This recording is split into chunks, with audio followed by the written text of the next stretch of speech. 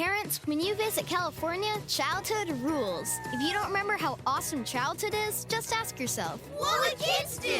Dance to a giant organ played by ocean waves? Yep. Camp in floating tree houses hundreds of feet off the ground? Check. Jump in a big tub of mud on purpose? Call it rejuvenation. We don't care. Just pack your fun pants and let childhood rule your family vacation. Discover why California is the ultimate playground at visitcalifornia.com.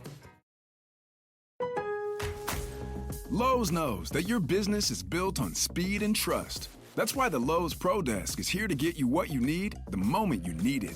We'll help you plan your project, calculate your materials, and pivot when your job takes an unexpected turn. And with our Pro-only checkout and dedicated Pro parking, you have what you need to tackle your job and be back on the job in no time. Just visit us at the Pro Desk. Lowe's knows pros. We help. You save. There are some things in life that just shouldn't be forgotten, like bringing your keys when you leave the house, setting your fantasy lineup, and most importantly, having Hidden Valley Ranch to watch the game. Especially if you're having pizza. Those creamy, zesty, Cool Ranch flavors take each cheesy, melty bite to an unforgettable level. Hidden Valley Ranch, only serious about flavor.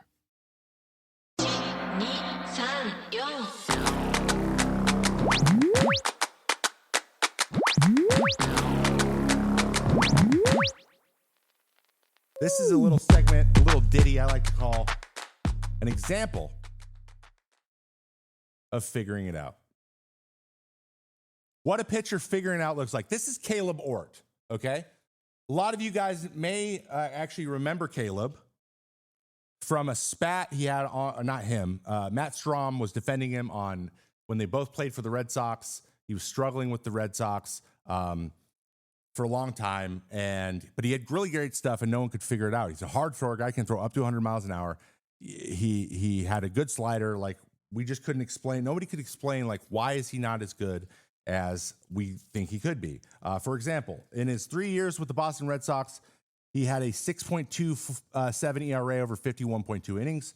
In 2023, specifically after getting released by the Red Sox, he had a 6.26, gave up 27 hits in 23 innings, and a 1.57 whip. For a guy who throws as hard as he does and as big as he is, there's no world that he should be struggling like that. Like, that should not be, in my opinion, something that he should be worried about.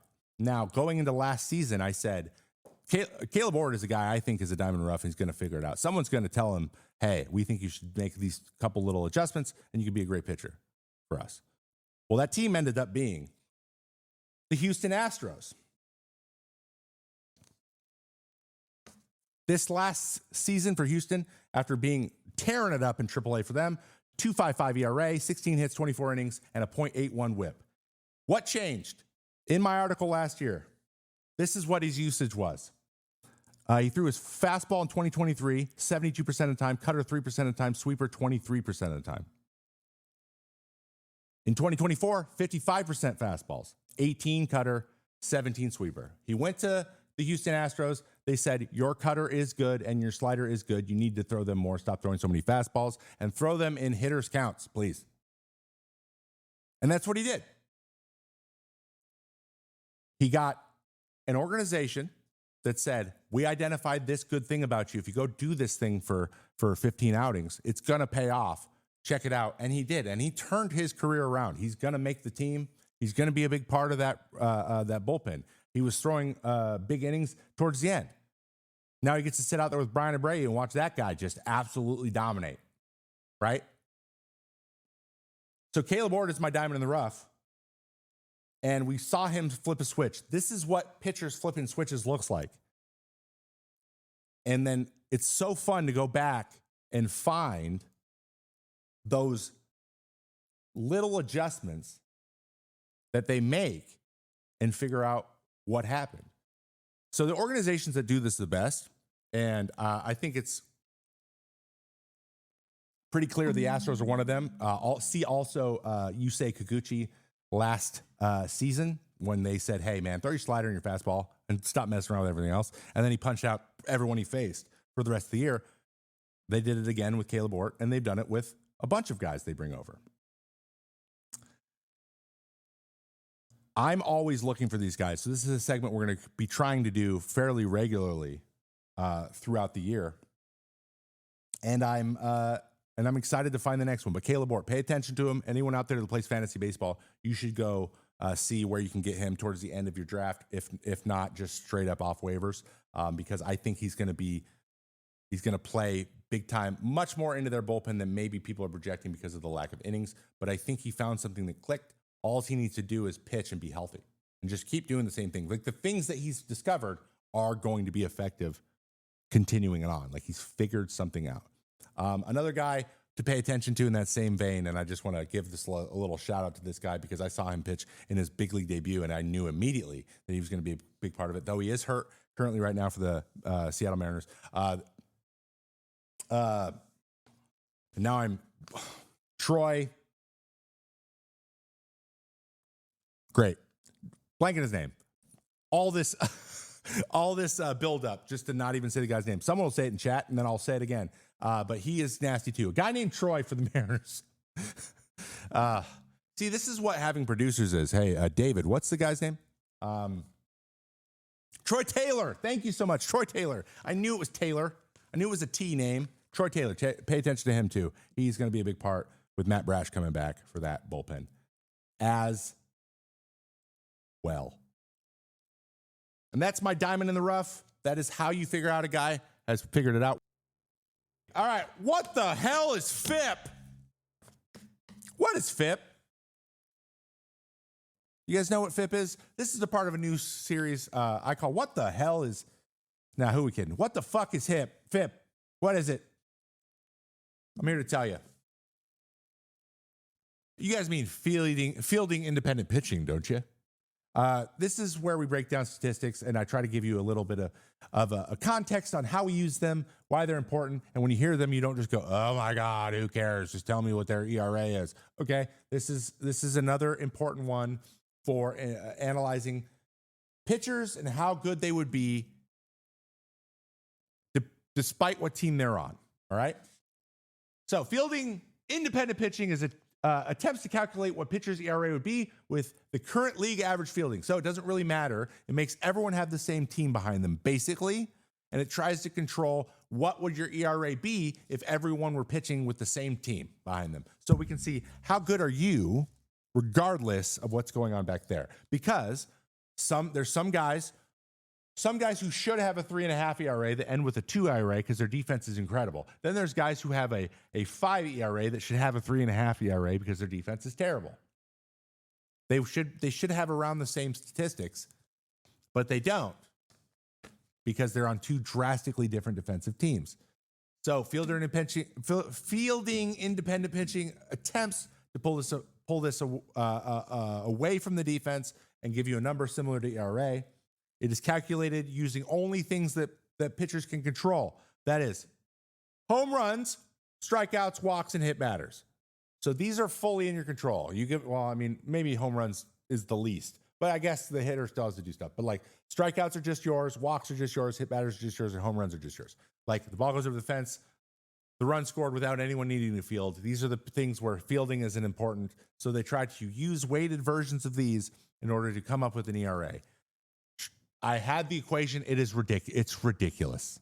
This equation, what it looks like. It's ridiculous. So we'll just say, okay, we trust you. We trust that you figured out a way to do it. So it's standardized across all pitchers. Awesome.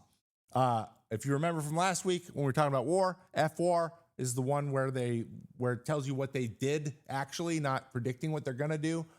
They use FIP in FWAR because it is a stat that says what your ERA should have been, probably, most likely. It's not perfect, but when you start trying to factor in defense or like balance your defense, it usually it raises more questions than it answers. It makes it more complicated because there's more moving parts. So we try to make it as simple as humanly possible.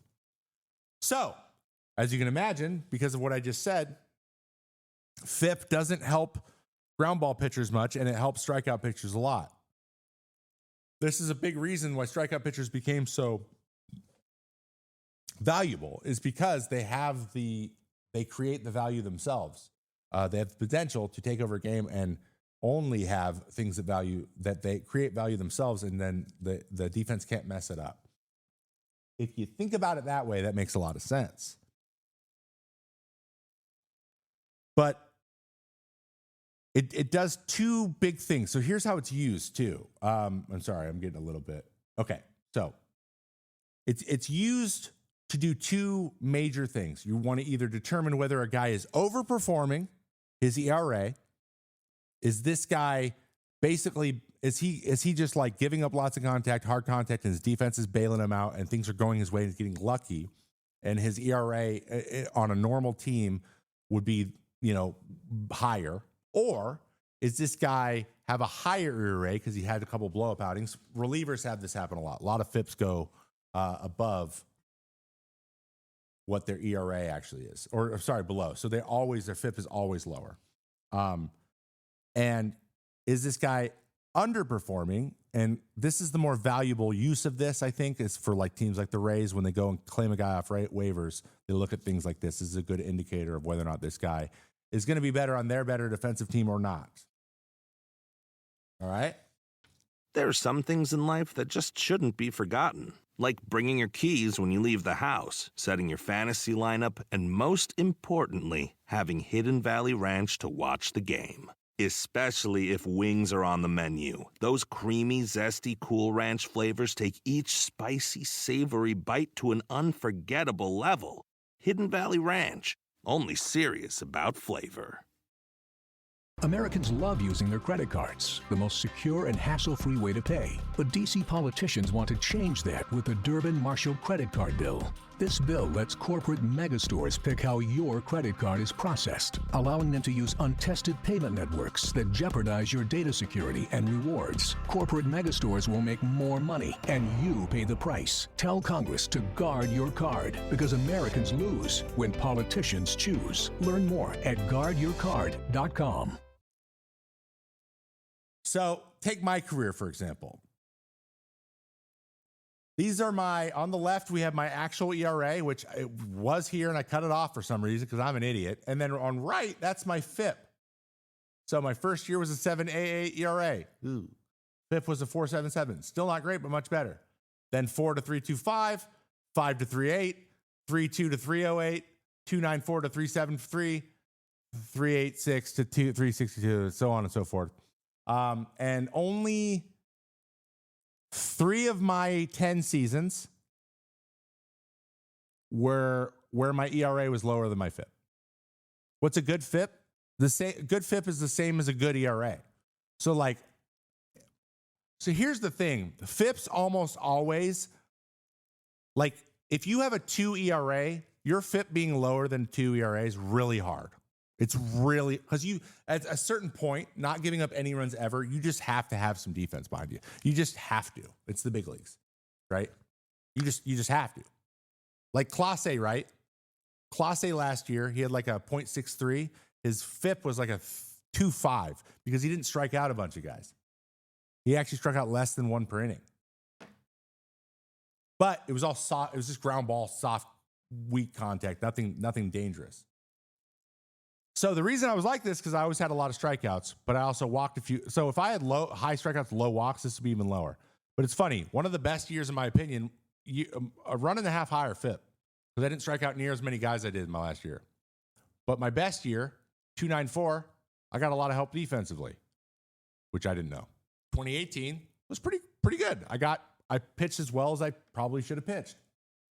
But I always looked at my FIP and was like, dude, how do I get this down? And it comes down to execution. So what you do is you're like, I need to stop giving up home runs, and I need to stop walking guys to get my FIP down. I would rather be a guy with this than the other way, because the other way is you are overperforming. So a team goes to sign you, it could hurt your free agency. This got me paid more money than a guy the opposite way would have. And that's why this final year right here, I made $7 million, 1 year, $7 million going into 2023. I would have made less money, even though I had 21 saves and ended the year on 15 scoreless innings. I would have been offered less money the next year to not close somewhere, because that is a trend that would have scared teams away. Isn't that interesting? And one thing you need to know about how negotiations are happening and free agency is happening, teams pick whether or not they're like, we want to take your actual results because you weren't very good. And then they'll be like, but then if you did pitch good, they'll be like, yeah, but your projections say you're going to take a backslide. That is the nature of negotiations. That is basically what happens in ARB. They just pick whichever one allows them to pay less money, whichever argument there is. And then the arbitrators say, arbitrator? That's right. That's the right word. Arbitrator's like, okay. That's why arbitration's kind of a joke. And that's why a lot of people complain about it, because that's the way it works. They pick the argument that allows them to offer you the least amount of money by default. And it feels gross. It's not fun. But it makes sense. It just, you're like, come on, right? Okay. Good question here from Reds. Trevor, what happens to pitchers who get a lot of ground balls with FIP, like Yanni or Cano and Clay Holmes? Their FIPs are always going to be higher than their ERA, almost always, because they don't strike out a ton of guys and they depend on their defense. If you give up ground balls, you depend on your defense. So fielder independent pitching isn't going to be kind to you. It's going to be unkind. So as you can imagine, strikeouts are valued much higher than ground balls if you use FIP. Arbitrator? I don't know. I think your ballpark played a big role in the ERA FIP difference in 2023 too. Yeah, oh yeah, big time. Oh, hey, a ballpark, and by the way, ballpark factors are put in. There's a lot of shit, but that's what FIP is, and that's why FIP is a better indicator, in my opinion, of predictive. Like, I just like looking at FIP and I can understand what type of guy they are, and then I can go look at the things. It like points to me like, why do they get strikeouts? Why do they not get strikeouts? And then I can start to learn more about the guy and then make a decision if I were to go, try to sign them or get them off waivers or whatever it is. But generally one's not better than the other, because obviously if you're overperforming your FIP, you're still doing well. But it's just not predictive. And predictive, it sucks. But so much of the game, decisions are made in a predictive way versus a what's actually happening way. And it's hard to switch that mode, whether you're predicting this guy's going to be good, predicting this guy's going to be good. And then at some point they're going to be good. And then you have to take their actual results as that instead of just predicting the whole time. Because if you just use predictive stats constantly throughout a guy's career, he's going to go downhill at some point. He's going to get older. And so those predictive stats are going to flip. And then you're going to think differently about them, even though the results are the same. See what I mean? I think that's a trap a lot of teams fall into. And that probably would have affected me if I tried to play another year. FIP versus Sierra, I have no idea. Maybe we'll do that next week. One step at a time, my friends. One step at a time.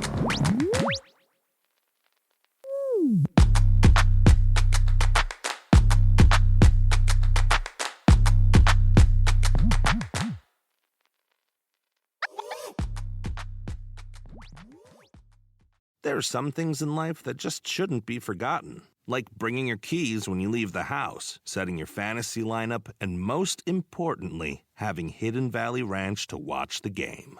Especially if wings are on the menu. Those creamy, zesty Cool Ranch flavors take each spicy, savory bite to an unforgettable level.